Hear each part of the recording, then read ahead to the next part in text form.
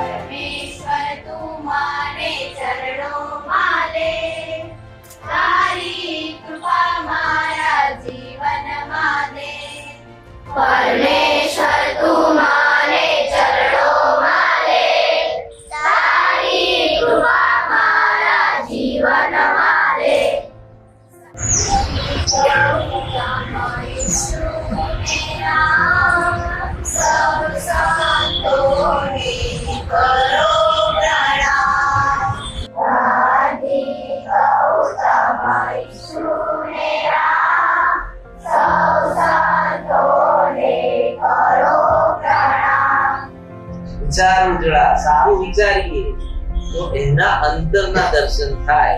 અંતરમાં કોણ હોય? હૃદયમાં કોણ હોય? હૃદયમાં કોણ હોય?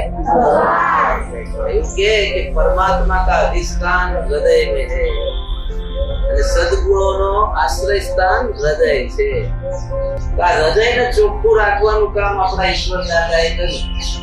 અને ઈશ્વર દાદાએ એમનું જીવનની યાત્રા સેવામાં માનવતાને સમર્પિત કરી.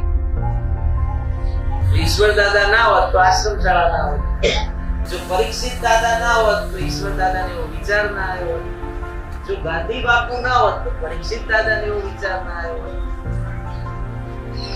એક માણસ જો સરસ કામ કરે એનાથી આપણે પ્રેરણા લઈએ તો બીજો માણસ એનાથી પ્રેરાય, એ સરસ કરે તો ત્રીજો પ્રેરાય. અને હવે ઈશ્વર દાદાથી તો કેટલા બધા પ્રેરણા લે, આટલા બધા. આપણે બધા સરસ માણસ બનીશું ને, સારું વર્તન કરીશું ને. ઈશ્વર દાદાની આજે પુણ્ય સ્મૃતિ છે. તો ઈશ્વર દાદા જ્યારે દવાખાનામાં હતા ત્યારે એમનું શરીર છૂટી ગયું, પછી બા મળવા. તો પછી ઈશ્વર દાદાનું મૃત્યુ થઈ ગયું તો બાએ કીધું ભગવાનનું નામ લીધા વગર તો તમારે જવાય. ઈશ્વર દાદાએ આંખો ખોલી દીધા. આંખો ખોલીને શું બોલ્યા? જય જલારામ.